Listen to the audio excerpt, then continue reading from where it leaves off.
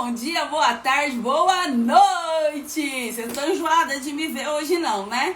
Porque eu tô o dia inteiro online, ao vivo, em tudo quanto é lugar, é no YouTube, é no Instagram. Olha, a Tatá tá demais essa semana. Hoje de manhã teve orando a palavra, Efésios 3, ó. Se você não viu e não enjoou de mim, recomendo que você veja depois, porque o bicho pegou no orando a palavra de hoje. Tô lá no YouTube com os depoimentos do Constelar com a Bíblia e tô aqui para uma constelação à luz da Bíblia. Hoje nós vamos constelar Ezequiel. E ó, se prepare, porque essa live vai ser um documento para esse feed. Quando alguém falar que esse negócio de constelação não existe, eu vou mandar essa live. Apenas essa vai ser minha resposta a partir de hoje. Eu vou falar assim, ó, assiste e me explique depois sobre isso. Então você que é consteladora à luz da Bíblia, ou você que está muito interessada de saber o que tem a ver constelação e Bíblia, você tá na live certa. Me aguenta mais um pouco. E ainda as alunas do Constelar vão ter mais uma live comigo hoje às 20 horas. Vocês estão entendendo, né? O ritmo que eu tô aqui. Thalita, que ritmo é esse? Por que tanta coisa? Deixa eu te explicar por que tanta coisa. Porque nos dias 11, 12 e 13 de março vai acontecer o Despertar. O Despertar é um evento online gratuito onde eu apresento a constelação familiar à luz da Bíblia. Onde eu tiro as vendas dos seus olhos para que você pare de viver como uma escrava e comece finalmente a viver como filha de Deus. E a constelação não é um caminho, Jesus é o caminho. Mas a constelação vai te ensinar a aplicar a Bíblia à sua vida. É esse o meu objetivo. E para acontecer o Despertar, eu preciso fazer muita coisa antes. Eu trabalho bastante para fazer esse despertar para vocês. É um evento feito de coração, sangue, suor e lágrimas, tá bom? Então é por isso que eu tô ao vivo o tempo todo, em todos os lugares. Olha, eu não sou onipresente. Eu só consigo isso por conta da tecnologia. Então acabou de começar, viu? Nem comecei ainda a constelação de Ezequiel. Tô só situando vocês. E se por um acaso, um motivo esquisito, você tá aqui e não se cadastrou no Despertar, socorro, lindona. Terminando essa live, não sai agora não, pra você não perder aqui o fio da meada, tá? Mas terminando essa live, você vai lá na minha bio. Bio é aquele lugar lá onde eu me apresento, lá no Instagram, onde eu tô falando que o Constelar com a Bíblia é a primeira formação do Brasil de constelação familiar clássica exclusiva para mulher cristã. Nosso método é pioneiro, é único, é singular e olha, quando você vê o documentário Constelar, você vai saber, é muito curador. É uma ferramenta do céu. Realmente o Pai nos presenteou com o Constelar com a Bíblia. Então, você é minha convidada para Despertar, você vai ser minha aluna durante esses dias. E eu vou te conduzir gentilmente a águas profundas, onde a vida é muito abundante. Muito bom! Pensa num curso, a Divalda falou, pensa! Gente, eu tô tentando elevar assim minha energia, porque eu preciso dela, que ainda tem mais trabalho hoje. Tudo bem que eu nem sinto que eu tô trabalhando, porque essa é a minha missão, mas o corpinho aqui, ó, carcaça, a parte passageira sente, viu? A parte passageira cansa. Quando eu vi hoje que eu tinha 3 lives na agenda, terapia com a filha e um monte de outras coisinhas pequenininhas que eu tô fazendo ao longo do dia, eu pensei, Jesus Cristo, meu sabotador hiperrealizador me pegou hoje e eu não vi que eu tinha marcado tanta coisa, mas eu tô feliz da vida. Hoje eu recebi assim, por conta da live da manhã, algumas mensagens no inbox, né, no direct, no privado do Instagram, tão lindas. E eu falei, pai, é pra isso, é por isso, e eu vou continuar até que o seu propósito se cumpra por completo, até que aquilo que você sonhou pra minha vida aconteça. Mas já papiei demais, eu tenho que ir, porque assim, ó, Ezequiel, eu vou fazer a constelação de Ezequiel em uma live. Isso aqui, gente, dava um curso. Inclusive, tô pensando em fazer um curso sobre Ezequiel para as consteladoras à luz da Bíblia, porque é tanta constelação no livro do profeta Ezequiel, que essa live não vai dar conta. Tá? Essa live não vai suportar, vai arriar aqui essa live. Mas eu quero mostrar pra vocês esse moço aqui que vai representar o Ezequiel aqui pra gente. E você que não tá familiarizada com a constelação à luz da Bíblia, deixa eu te contar uma coisa. Isso aqui é só um bonequinho de EVA. É claro que não é Ezequiel. Mas a gente vai usar isso aqui como uma ferramenta pedagógica para representar Ezequiel, para que você possa ver movimentos e se aprofundar no entendimento, na compreensão, a profundidade do que Ezequiel está trazendo como palavra de vida e palavra eterna para nós. Então eu vou deixar aqui Ezequiel e vou começar lendo para você entender quem era Ezequiel. Então, Ezequiel, ele era um israelita ou um judeu, como você quiser falar. Ele era da tribo de Levi, ele era um homem de uma linhagem sacerdotal. E Deus também o convoca para o ofício profético. Em que tempo isso acontece? Ezequiel é convocado para o ofício profético durante o exílio da Babilônia. O que a Bíblia nos permite entender é que provavelmente Ezequiel profetizou a nação de Israel por volta de 21 anos. Então, durante 21 anos, no exílio da Babilônia, Ezequiel estava a profetizar. E a primeira cena que Ezequiel nos propõe, o livro de Ezequiel, provavelmente, como tem muitos textos em terceira pessoa, a autoria não seja do próprio Ezequiel, desse livro, tá? Mas a primeira cena que nos propõe é Ezequiel na beira de um rio, lá na Babilônia, por volta do seu aniversário de 30 anos. Por que isso é importante? Porque aos 30 anos, o homem que é da linhagem sacerdotal começa a exercer o seu sacerdócio. Então, aquela data era muito sensível para Ezequiel, porque ele estava exilado, ele estava longe da sua terra. E aquilo que seria o seu destino no sentido da sua história, né? Um homem de uma linguagem sacerdotal. Destino em constelação não é futuro. Destino em constelação é história. Então, naquele momento, ele provavelmente estaria muito sensível, porque o seu destino, a sua história, havia sido totalmente transformada, mudada, alterada por conta do exílio. E ele já estava lá há 5 anos. E olha, ia levar mais tempo, porque ele ia profetizar durante 21 anos naquele exílio. Então, a primeira cena é uma cena de muita profundidade, de muita sensibilidade. E nessa cena, nesse lugar de sensibilidade, talvez até de pesar, que Ezequiel estava na beira daquele rio da Babilônia, ele tem uma visão da glória de Deus. Agora, isso aqui é muito importante, para você entender o seguinte: como a glória de Deus se manifesta no meio do exílio.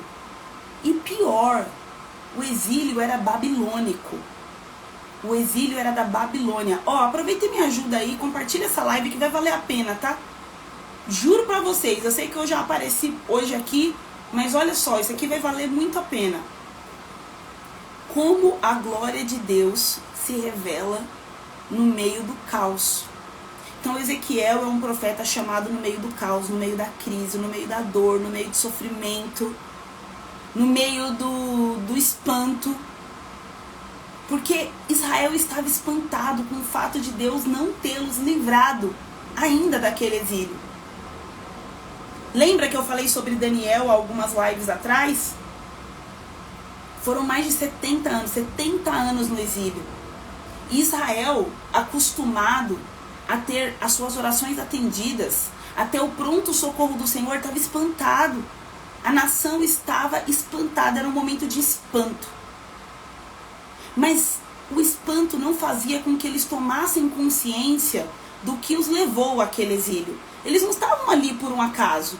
Não era qualquer coisa que haviam levado eles para o exílio. O próprio Senhor, o Deus soberano, o Deus de Israel, havia permitido que Nabucodonosor e o exército da Babilônia sitiasse Jerusalém e subjugasse Israel.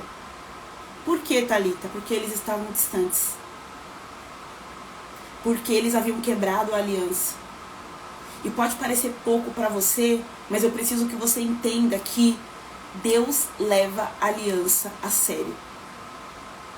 Deus leva a aliança a sério. E é nesse contexto que Ezequiel vai profetizar. Então eu vou tirar os comentários enquanto eu faço aqui a representação, para que você possa ver, e depois eu volto pra gente papear.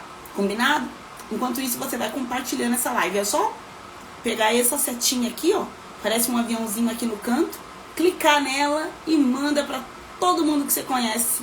Mulher de preferência, tá? Os homens não são proibidos não, mas Deus me deu uma voz para falar a alma das mulheres.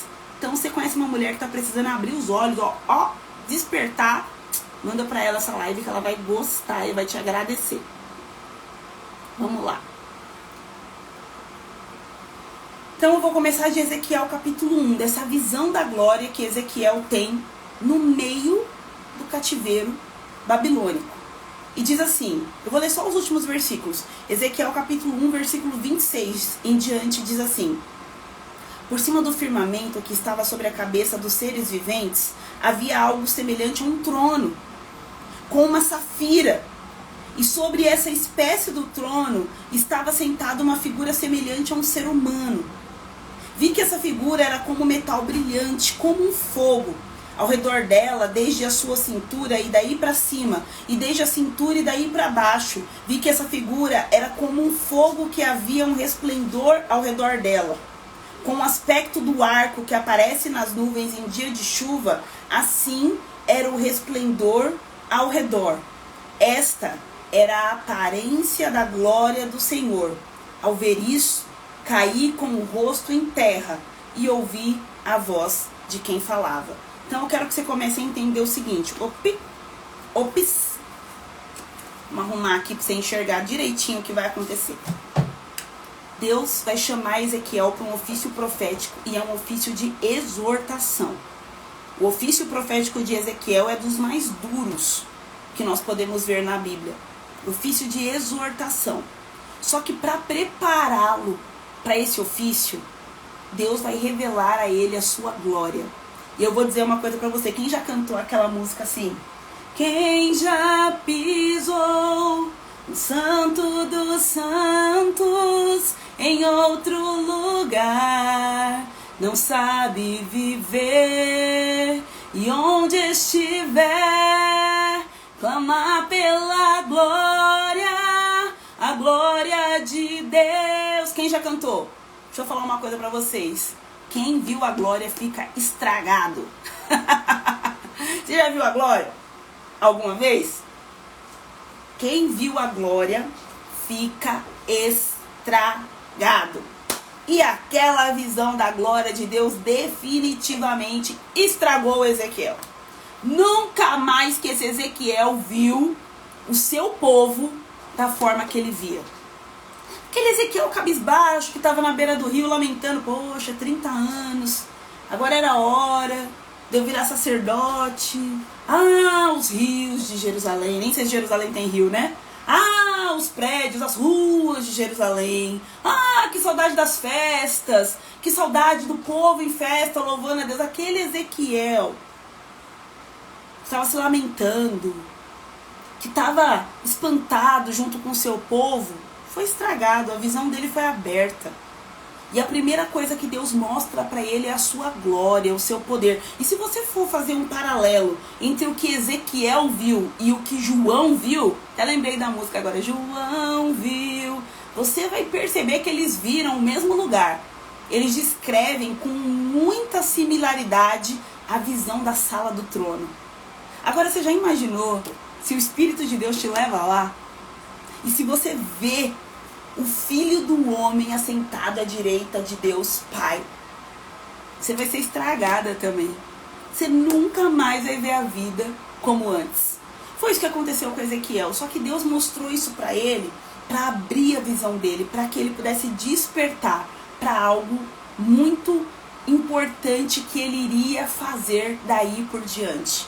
Então, eu quero que você entenda que o que Deus faz com Ezequiel é ajustar a sua visão.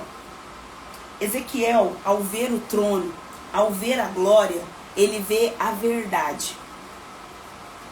Gente, eu vou me fazendo assim, porque o calor, eu tô com 2 ventiladores aqui, mas não tá dando conta. Ezequiel tem a sua visão ajustada e agora ele vê a verdade. E a verdade é maravilhosa demais. A verdade é a glória. A verdade é poderosa, a verdade é transformadora. A verdade faz a glória ser vista na Babilônia. Ai, deixa eu repetir para você entender a profundidade disso. A verdade faz a glória ser vista na Babilônia. Então agora esse Ezequiel viu, e eu vou colocar aqui para você entender, ó. Ele viu a glória.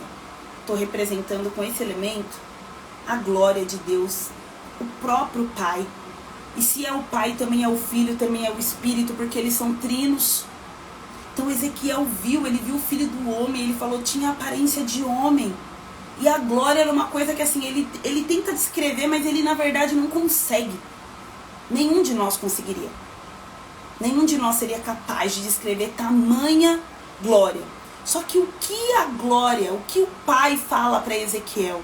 Aqui ainda não estava revelado como Pai, mas a gente sabe que desde a eternidade passada, o propósito eterno era que ele fosse conhecido como um Pai. Então é por isso que eu falo Pai.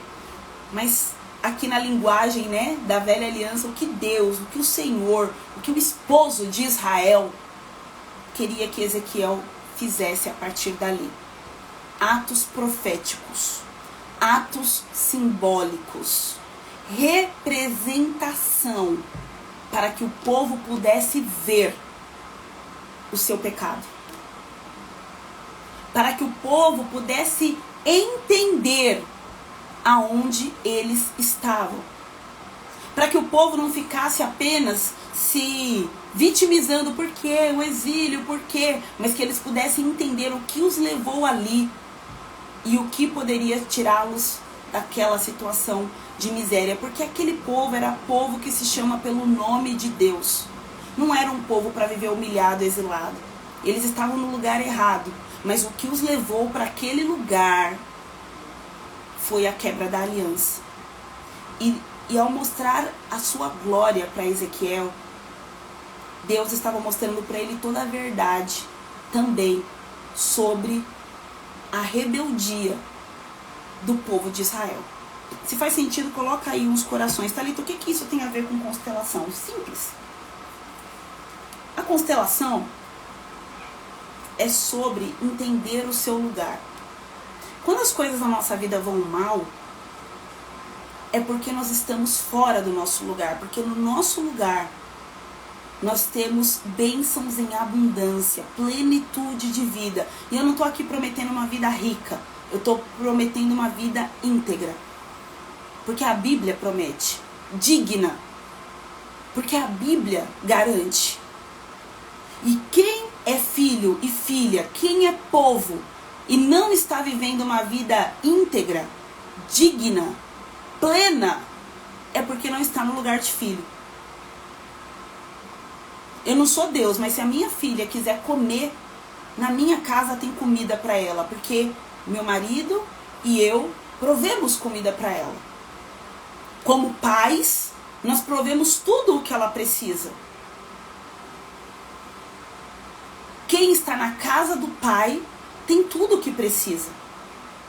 E Israel estava vivendo uma situação de humilhação e estava espantado. Por quê? Porque vocês saíram do lugar, vocês quebraram a aliança. E deixa eu te falar, quando você vive uma vida quebrando princípios, nada pode te salvar. Vou repetir para você entender. Quem vive uma vida quebrando princípios não tem salvação. O sangue de Jesus está à sua disposição para que você o receba e então volte ao seu lugar de filho, volte ao seu lugar de filha. O sangue de Jesus te habilita, te empodera, te capacita para que você viva com dignidade, como um filho, como uma filha. O sangue de Jesus anula o poder do pecado sobre a sua vida. Então por que você vive pecando se o sangue já foi derramado? Por que você vive em desobediência? Por que você vive quebrando o princípio? E não é porque você se comporta bem que você vai receber. Não, entenda. Não coloque palavras na minha boca. É porque ele derramou o sangue. Mas você só consegue acessar quando você está no lugar de filho e filha. Ora, Israel não havia recebido uma promessa? Mas Israel não estava vivendo e acessando essa promessa. Por quê? Porque quebraram a aliança, quebraram o princípio. Tem gente achando que é só falar em nome de Jesus que está tudo resolvido. Não, você tem que viver em nome de Jesus, pelo nome de Jesus. E viver dessa forma é viver como Cristo. Tem gente que só quer saber de Jesus, né? Eu lembro de um filme, que acho que era uma peça da Broadway, fizeram um filme que é Jesus Cristo Popstar. Não sei quem já assistiu. Mas tem gente que só quer o Jesus Cristo Popstar. O Jesus da multiplicação dos pães. Aleluia, eu quero ele na minha vida. Ah, o Jesus que curou a mulher do fluxo de sangue. Esse mesmo. Aleluia, venha sobre mim. E o Jesus do Getsemane? E o Jesus do Calvário? Hã? Querem o Jesus, mas não querem o Cristo. Quebram aliança, quebram princípios e acham que porque Jesus verteu seu sangue na cruz, e sim, ele verteu, ele está obrigado a te abençoar. Não. Não se engane. Se Israel recebeu as consequências da sua quebra de aliança, eu e você também receberemos se quebrarmos a nossa aliança. Porque Jesus está pronto a te abençoar quando você está no seu lugar. Jesus está pronto a te abençoar quando você está no seu lugar. Então eu vou voltar para Ezequiel. E aí Deus vai começar a pedir para Ezequiel fazer representação. Símbolos. E isso tem muito a ver com constelação. Sabe por quê? Existem algumas formas de fazer constelação. As que eu conheço e vou te falar aqui. Existem constelações que são feitas com representantes humanos. Então, se colocam ali uma situação e pessoas se colocam à disposição para captar as informações daquele sistema, daquela família e representar aquela realidade. Eu não faço esse tipo de constelação. Mas se você quer saber se eu acredito que é possível, sim, eu acredito que é muito possível. Até porque Deus mandou Oséias se colocar como representante dele mesmo diante de Israel. E aqui você vai ver que não foi diferente do que Deus fez com Ezequiel, mas a carga de Ezequiel foi mais pesada do que a carga de Oséias, e eu vou te explicar por quê. Eu acredito em constelação com representantes humanos, mas por que você não faz, Thalita? Porque eu sei do quanto o ser humano é influenciável. E eu tenho o zelo de entender que nem todas as pessoas que participam de uma constelação com representantes humanos têm o preparo adequado para tal. Então muitas delas vão realmente captar essas informações do campo, se elas tiverem esse preparo, essa experiência, essa condição, esse nível de consciência, mas tantas outras vão apenas ser influenciadas pela cena que estão vendo. Como eu acredito que é muito constrangedor no meio de uma intervenção terapêutica você ter que interferir e falar para uma pessoa assim, ó, isso daí que você está fazendo não tem nada a ver, eu prefiro evitar esse constrangimento, por isso que eu não faço constelação com representantes humanos. Quem é da constelação já entendeu o que eu quis dizer. Tem consteladoras fantásticas, fenomenais, algumas que já me ensinaram sobre constelação, que fazem com representantes humanos, e eu tô aqui para respeitá-las, para honrá-las e para dizer, corajosa é você, mulher. Mas eu não faço. Outro tipo de constelação é quando a gente usa os bonequinhos na mesa. Essa eu conheço também. E funciona mais ou menos da forma como funciona a constelação com representantes humanos. Com a diferença de que é a consteladora que vai fazer os movimentos. Da mesma forma que existem consteladoras muito capacitadas, experientes, habilitadas em acessar, captar, compreender, interpretar e transmitir as informações do campo para o seu cliente, eu conhecendo o mercado de desenvolvimento humano no Brasil, estou há mais de 10 anos nesse mercado, eu sei que tem gente que faz um curso de um final de semana e acha que sabe, que pode e que não sabe de nada. Eu vejo um monte de absurdo aí na internet. Esse tipo de constelação depende da experiência, da expertise da consteladora. Se a consteladora não souber conduzir, dá no mesmo do que do representante humano. Só que é uma pessoa só sendo ali totalmente influenciada com suas ideias e trazendo para os outros como se fosse uma verdade absoluta. Thalita, isso acontece 100% das constelações com bonecos na mesa? Definitivamente não. Mas é um senão que eu tenho com esse tipo de constelação. Eu já vi outras pessoas fazendo constelação com bonecos virtuais, enfim. desenho sistêmico, de muitas outras formas. Mas eu faço com representantes na água. E por que, Thalita? Parece meio místico, é o menos místico de todos. Porque quando você coloca o representante na água, a partir daquele momento, nem a consteladora, nem o cliente influenciam no que vai ser visto. Mas o que move os bonecos na água? Simples, ressonância mórfica. Não entendi o que é isso. Isso é uma coisa que eu explico lá no Constelar com a Bíblia. A gente tem um módulo inteiro, trazendo toda a explicação científica e bíblica para a constelação na água. E eu te garanto, de todas as metodologias que eu conheci, que eu tive acesso, essa é a menos mística de todas. Embora nós brasileiros, com nosso sincretismo religioso, a gente costume acreditar tudo ao espiritual. Mas é a menos mística de todas. Mas por que eu estou falando de tudo isso? Para você entender que o próprio Deus usa representações. E por que eu digo para vocês que a carga de Ezequiel foi mais pesada do que a carga de Oséias? Porque Oséias estava representando Deus diante do povo. Só que Ezequiel estava representando o povo diante de Deus. Pesado. Porque o que aquele povo carregava era muito pesado. E vocês vão ver nos símbolos que Deus pede para Ezequiel representar o quanto que isso é pesado. Então, por enquanto está só Deus e Ezequiel aqui. Mas eu quero que você entenda o seguinte. Ezequiel, esse aqui, não era mais Ezequiel. Ezequiel estava representando a nação de Israel, que eu vou colocar aqui, diante de Deus. Então, eu vou colocar uma família. Claro que uma nação tem mais do que uma família.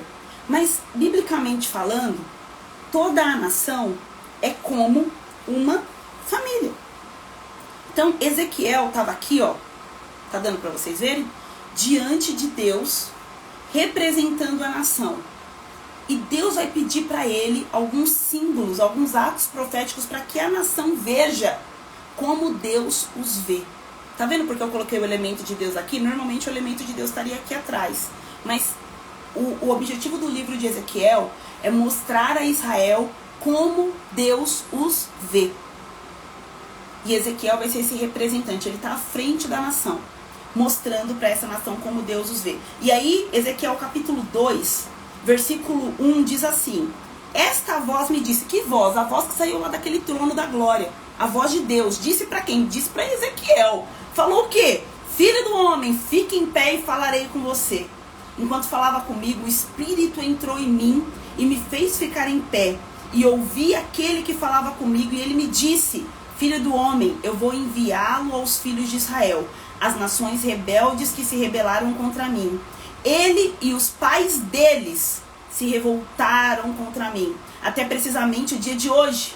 Os filhos têm a mente fechada e o coração endurecido. Eu vou enviá-los até eles, e você lhes dirá: assim diz o Senhor Deus. Eles quer ouçam, quer deixem de ouvir, porque são casa rebelde, saberão que um profeta esteve no meio deles. Então, presta atenção. Presta muita atenção. Deus está dizendo assim para Ezequiel: eu estou te mandando como meu representante, você vai falar em meu nome. E eles não vão ouvir, porque eles são rebeldes. Ué, mas por que eu vou falar se eles não vão ouvir? Se fosse eu, né, perguntadora, já ia questionar. Mas por que eu vou falar se eles não vão ouvir? Epa, peraí. Eles não vão ouvir, mas eles saberão que houve um profeta entre eles. O que Deus está falando? Deus está falando assim, eu vou traduzir em uma linguagem mais coloquial, ó, por causa de Ezequiel, mais coloquial.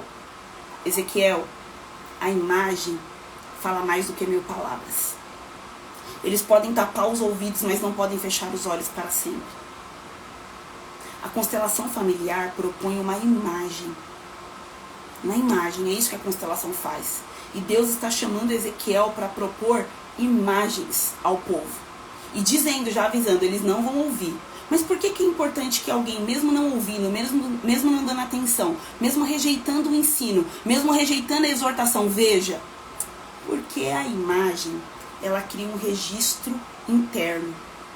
A epigenética vai dizer que as memórias que nós carregamos, elas são transmutadas, né? Elas são transmitidas de pai para filho por algumas gerações. Então, quando você vê algo, isso entra aqui, ó, na alma. E o que Deus está falando é que Israel tem pecado, os pais têm pecado e os filhos têm pecado. Pecado generalizado. Ninguém estava ali de inocente. Os pais pecaram, os filhos pecaram. Só que agora ele vai levantar um profeta que vai propor imagens. Por quê? Porque Deus já tinha levantado muito profeta, gente. E esse povo era rebelde, eles não ouviam. Só que a imagem eles não iam poder evitar. Então o que a constelação familiar faz é só o que Deus mandou Ezequiel fazer. A constelação familiar propõe imagens que acessam lugares da alma para gerar movimento. Tanto a constelação com representantes humanos, quanto a representação com bonecos de mesa, quanto a constelação na água, ou os diversos tipos de constelação que alguém possa fazer. Lá no Despertar vocês vão conhecer o método Caleb, que é um método de constelação que eu desenvolvi sem o uso de bonecos e também não é com representantes humanos. Então qualquer tipo de constelação que se faça, o objetivo é propor uma imagem. Para quê? Para que essa imagem mova a alma, mova aqui dentro. Então a constelação não é o que a terapeuta fala que faz diferença. É o impacto da imagem. E o que é que Deus está pedindo para Ezequiel fazer? Alguém discorda? Se você discordar, pode sair da live, que eu já vou saber que você está discordando. Vai diminuir o número de pessoas aqui. Deus está pedindo, trocando aqui em miúdos, para Ezequiel fazer uma constelação. Ou melhor, algumas constelações. Durante 21 anos, Deus propôs para Ezequiel constelações ao povo de Israel. Tô trocando aqui. A palavra constelação não tá aí, tá ali. Também você tá entendendo que eu tô falando da essência do que é constelação? Que é propor uma imagem. E Deus tá falando para Ezequiel, vamos propor uma imagem para esse povo, para que eles vejam como eu os vejo. E vocês vão ver como é que Deus os vê. Vocês vão ver como é que Deus os vê. Então deu para entender até aqui? Fez sentido até aqui? Dá uns coraçõezinhos aí para mim se tiver fazendo sentido. Me dá um feedback. Então vamos ver quais são as imagens que Deus propôs para Israel, para revelar ao povo de Israel como eles estavam sendo vistos diante de Deus. Primeira imagem, primeiro ato simbólico. Deixa eu te lembrar sobre isso. Quem está mandando Ezequiel fazer essas coisas é Deus, tá? Tem coisa que Deus manda a gente fazer que pra torcida do Corinthians não vai fazer nenhum sentido. Por que você está fazendo isso? Pelo amor de Deus! Só que o homem natural não discerne as coisas espirituais. Então, olha o que Deus mandou Ezequiel fazer. Ezequiel capítulo 3, versículo 1 ao 3 diz assim: Filho do homem, coma o que está aí diante de você, coma este rolo, depois vá falar à casa de Israel. Então abri a boca e ele me deu o rolo para comer e me disse: Filho do homem, coma e encha o seu estômago com esse rolo que eu lhe dou. Eu comi e na minha boca era doce como mel. Cara, Ezequiel está falando aqui que ele comeu papiro, né? Na verdade, papel na época de Ezequiel não era a mesma coisa que o nosso papel aqui assim, né? Era outra, né? Era outra substância. Ele come um rolo onde estão escritas palavras de vida. Deixa eu te falar uma coisa. Isso aqui é para as consteladoras à luz da Bíblia. Vocês têm que comer o rolo para começar esse trabalho. Thalita, como você atende tão bem? Eu também comi o rolo. E na minha boca, ele é doce como mel. Para muitas pessoas, a palavra, ela é amarga, ela é dura, ela é incompreensível. Mas para quem viu a glória, a palavra é doce como mel. Como você consegue ter essa visão da Bíblia, Thalita? Eu comi o rolo, assim como Ezequiel. Não é ler o rolo, não é conhecer o rolo, não é decorar o rolo, não é dar aula do rolo, é comer o rolo. Será que você está me entendendo, lindona? Ou a Bíblia habita dentro de você e faz morada. E você permite que ela te mova, te transforme, te cure, te exorte, te console.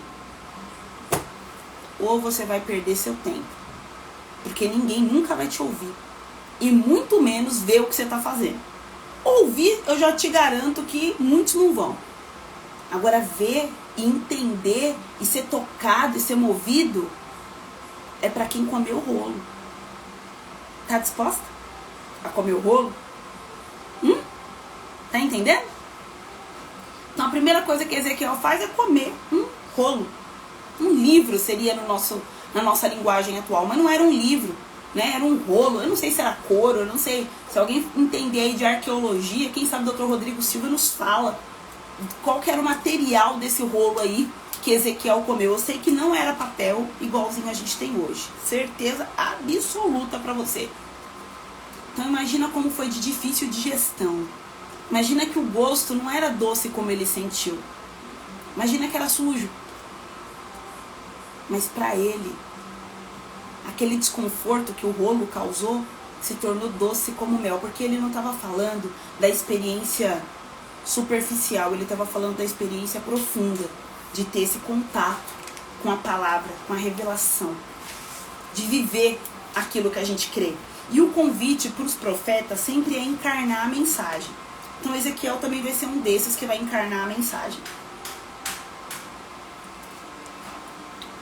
Então eu quero que você lembre que tudo que Ezequiel está fazendo, tá vendo Ezequiel aqui, ó? Pum. Tudo que Ezequiel está fazendo está sendo visto pela casa de Israel, para que Israel veja como o Senhor os vê. Então vamos ver. Primeira coisa que Ezequiel fez. Ele fez outras coisas, tá? Eu destaquei algumas. Eu vou colocar em ordem assim, porque não vai dar tempo de falar todas aqui. Já vi pelo meu horário aqui que não vai dar tempo. Então vou destacar as mais importantes. Ezequiel capítulo 4, versículo 1. Filho do homem, pegue um tijolo, ponha-o diante de você e faça nele um desenho da cidade de Jerusalém. Nesse desenho, a cidade deverá estar sitiada com rampas, torres de ataque, acampamentos, árteres em volta dela. Pegue também uma assadeira de ferro, coloque-a num muro de ferro entre você e a cidade. Volte o seu rosto para a cidade, ela será sitiada, você a sitiará. Isso servirá de sinal para a casa de Israel. Então, Deus mandou Ezequiel fazer um desenho num tijolo. Por quê? Porque não tinha papel, né? Então, desenhou, talhou lá no tijolo. A cidade de Jerusalém parecia brincadeira de criança, gente. Parecia que Ezequiel estava fazendo uma maquetezinha. Só que aquilo era uma mensagem profética profunda. Eu trabalho com desenho sistêmico. Eu tenho algumas dinâmicas, alguns exercícios de desenho sistêmico. E eu posso adiantar para vocês, dar um spoiler, que o método Caleb usa desenho sistêmico. O método Caleb, que eu desenvolvi de constelação sem bonecos e sem representantes humanos, usa desenho sistêmico como base. Alguém pode olhar para aquele desenho e falar assim, isso daí não diz nada, não representa nada, qual que é a importância disso, qual que é o significado disso? Deus mandou Ezequiel fazer um desenho carregado de revelação, carregado de autoridade, carregado de verdade, carregado de propósito. Você vai duvidar de uma ferramenta terapêutica? Se o próprio Deus manda Ezequiel fazer um desenho para mostrar para o povo o que é que estava acontecendo, sabe aquela expressão que a gente tem? Vou desenhar aqui para você ver. E Ezequiel desenha o estado de Jerusalém, para que eles vejam, já que eles não ouvem, para que eles vejam. E aí vamos para o segundo. Esse aqui é pesado, hein? Deite-se sobre o seu lado esquerdo. Então, depois que Ezequiel fez o desenho, Deus manda ele se deitar. Vou deitar aqui, ó. Deite-se sobre o seu lado esquerdo e ponha sobre ele a maldade da casa de Israel. Deus está convidando Ezequiel 4:4, para sentir no corpo o peso do pecado de Israel. Por isso que eu digo que Ezequiel aqui, Oséias representava Deus. Oséias, case-se com uma mulher prostituta para que o meu povo veja como eu me sinto com relação a eles. Ezequiel está representando o povo. Então Ezequiel vai receber no corpo dele o peso do pecado desse povo. Por isso, gente, se você vê uma constelação com representante humano, você vai falar assim, como que essa pessoa está sentindo isso? Pergunta para Ezequiel e Deus. Como que uma pessoa sente uma coisa dessa? Nós sentimos, nós captamos informações. Isso é uma tecnologia da vida. Não foi desenvolvida pelo Elon Musk, não foi desenvolvida pelo Steve Jobs, muito menos por Bert Hellinger. Esse negócio de captar informação é tecnologia da vida, é tecnologia da eternidade, é ferramenta do céu. Está disponível e a gente tem que usar com sabedoria. Ezequiel está usando aqui, seguindo uma ordem de Deus. E o que ele vai dizer? Deus vai falar para ele: deite-se sobre o seu lado esquerdo, ponha sobre ele a maldade da casa de Israel, conforme o número dos dias que se deitar sobre o seu... Conforme o número dos dias que se deitar sobre o seu lado esquerdo, você levará sobre si a maldade da casa de Israel. Porque determinei que cada ano da sua maldade corresponda a um dia, em um total de 390 dias. Você levará sobre si a maldade da casa de Israel. 390 dias deitado sobre o lado esquerdo, para representar esquerdo para cá, né, que eu tô espelhada, esquerdo. Vou até colocar o Ezequiel deitado pro lado certo, esquerdo. Imagina todo Israel vendo esse homem deitado por 390 dias. Ezequiel, por que você está deitado aí? É o peso da maldade de vocês contra o Senhor. Alguém pode ignorar essa imagem por um dia, quem sabe uma semana, até um mês. Mas por 390 dias, não dá para ignorar essa imagem. Não dá para ignorar essa imagem. E não foi só isso. Depois de ficar 390 dias deitado sobre o seu lado esquerdo, estão vendo aqui? O que Deus fala para ele? E quando você tiver cumprido esses dias, deite-se sobre o seu lado direito, e você levará sobre si a maldade da casa de Judá, durante 40 dias, um para cada ano. Thalita, por que a casa de Judá tem menos dias do que Israel? Porque Judá saiu de Israel, né? Então parte da maldade da casa de Israel também era da casa de Judá. Só que Deus estava contando de quando Judá se separou de Israel. E deu 40 dias. Alguém pode ignorar isso. Por um dia, por uma semana, por um mês. Mas não para sempre.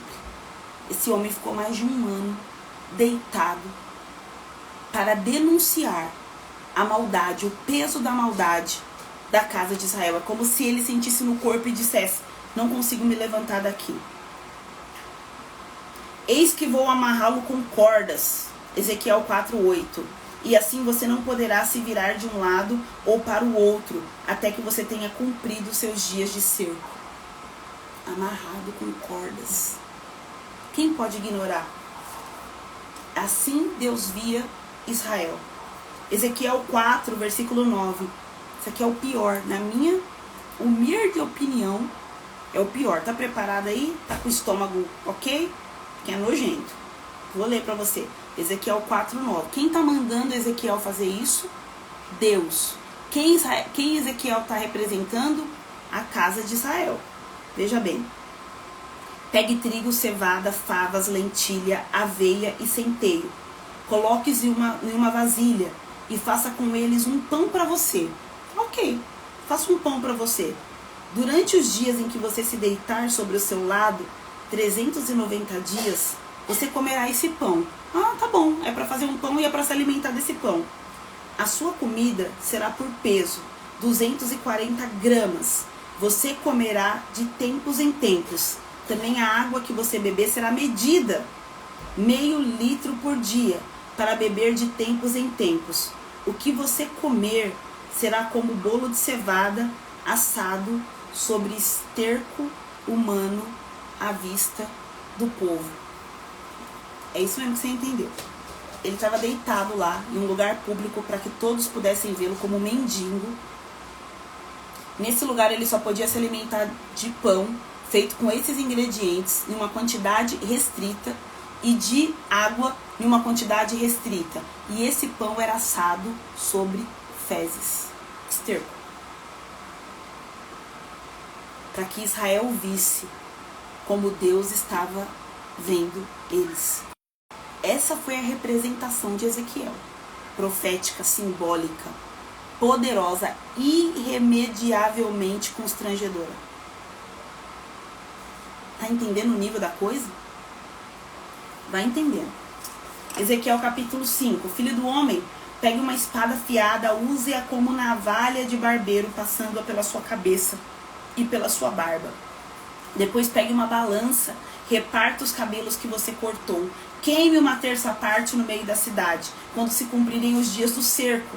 Pegue outra terça parte, corte-a com uma espada, enquanto você rodeia a cidade. Espalhe a outra terça parte ao vento. Irei atrás deles com uma espada. Mas pegue uns poucos cabelos e prenda-os nas bordas das suas roupas. Pegue ainda alguns cabelos, jogue-os no fogo e deixe que se queimem. Dali sairá um fogo contra toda a casa de Israel. Agora tem que raspar o cabelo. Careca, o Ezequiel. O que falta? Você vai ver que a imagem vai se intensificando. Quem já viu constelação aqui sabe o que é isso. A imagem é inevitável, ela nos toca, ela mexe.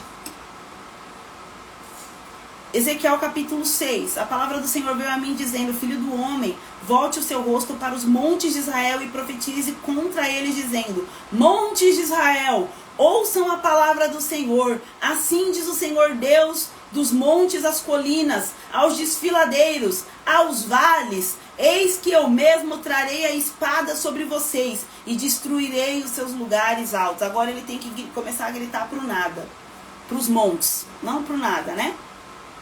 Gente, qual que era a chance do Ezequiel ser tido como um doido? Nossa, esse homem passou um ano deitado, gente, comendo bolo, pão assado no esterco. Rapa a cabeça, come o rolo e agora começa a gritar pro vento: Monte de Israel, assim diz o Senhor.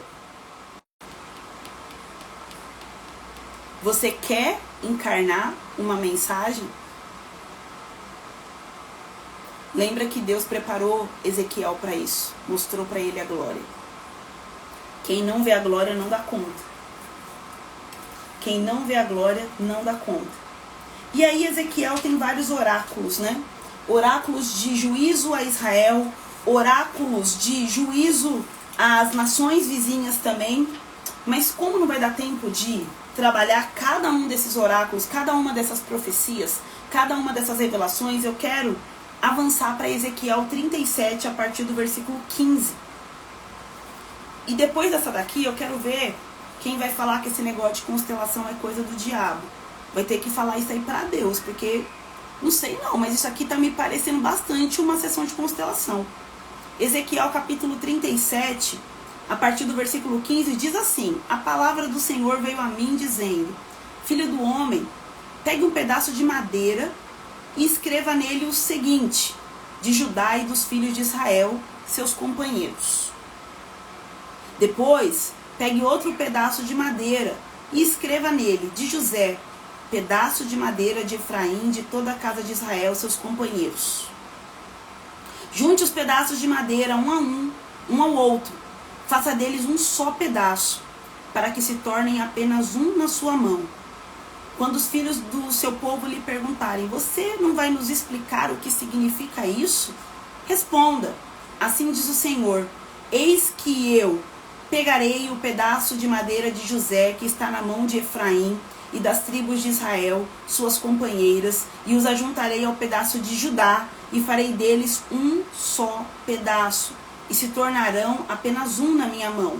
Os pedaços de madeira em que você escreveu devem ficar na sua mão para que o povo os veja. Então diga-lhes: assim diz o Senhor Deus: Eis que eu tirei os filhos de Israel do meio das nações para onde eles foram, e os congregarei de todos os lugares ao redor, e os levantarei para a sua própria terra. Farei deles uma só nação na terra, e nos montes de Israel, e um só rei será sobre todos eles. Nunca mais serão duas nações, nunca mais dividirão dois reinos, nunca mais se contaminarão com os seus ídolos, nem com as suas abominações, nem com qualquer das suas transgressões. Eu os livrarei de todas as suas apostasias, em que pecaram eu os purificarei. Assim eles serão o meu povo, e eu serei o seu Deus.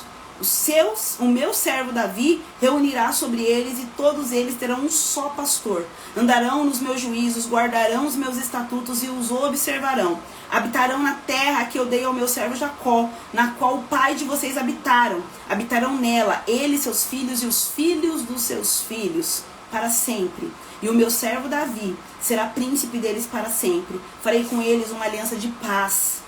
Será uma aliança eterna, Eu os estabelecerei e os multiplicarei, e porei o meu santuário no meio deles para sempre. O meu tabernáculo estará com eles. Eu serei o seu Deus, eles serão o meu povo. As nações saberão que eu sou o Senhor que santifico Israel, quando o meu santuário estiver no meio deles para sempre. Tem isso aqui. Então agora Ezequiel já não está mais deitado.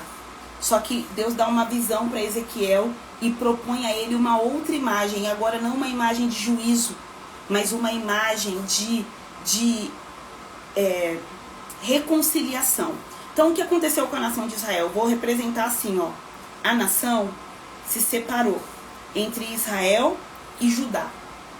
Aí você vai ler depois a divisão do reino do norte, do reino do sul, toda a treta lá dos filhos de Davi, né, que não conseguiram manter Israel unido, e arrogância, e egoísmo, e juízo que veio sobre aquela nação, e eles se dividem, tá bom? Só que Deus fala assim para Israel, pega um pedaço, para Ezequiel, pega um pedaço de madeira e escreve lá Israel. Na verdade ele pede para escrever os filhos de José, Efraim e seus companheiros, representando a casa de Israel. Pega outro pedaço de madeira e escreve lá Judá. E você vai fazer o seguinte, você vai unir esses dois pedaços de madeira. Porque Deus nunca viu Israel dividida. Israel sempre foi uma nação.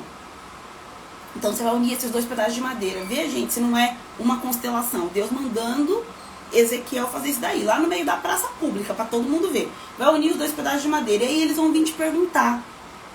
Eles vão ver esse negócio e vão falar, o que significa isso?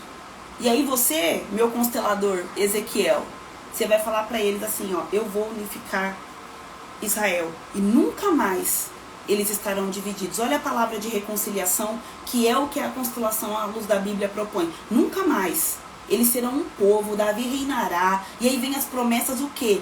Da eternidade, da plenitude dos tempos. Todas as nações saberão quem é Israel. Eu vou santificar, eu vou justificar. Tudo, tudo, tudo.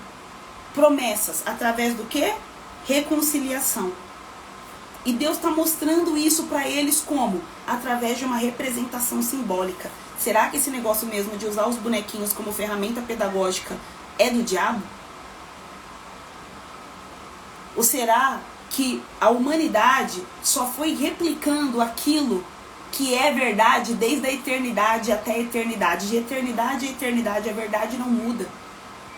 A humanidade pode criar a lâmpada, mas quem foi que criou a luz, gente? A inteligência do homem pode criar o Wi-Fi, mas quem foi que criou o diálogo, a comunicação?